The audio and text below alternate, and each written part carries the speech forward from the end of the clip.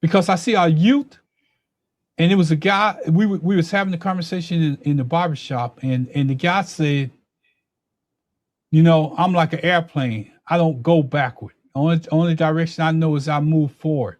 I'm not worried about the history. I was bringing up the history of Dr. Martin Luther King, trying to tie all that in to the voting process and all the rest of that. And he didn't want. He said, "Oh no. These people said, no, I'm not worried about all that history. I don't want to know none of that." Mm-hmm.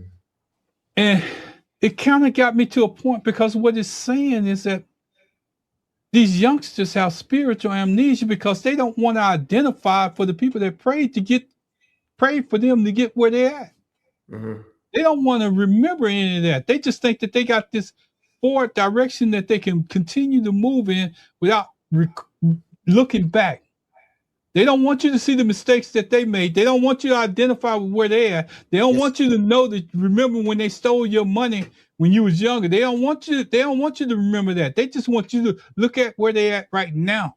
Yeah. They don't want you to remember that they borrowed money. They don't want you to remember that they hit you upside your head and took something from you. They don't want you to remember none of that. They don't want you to remember that they went to jail or anything like that. But they want you to remember where they are right now.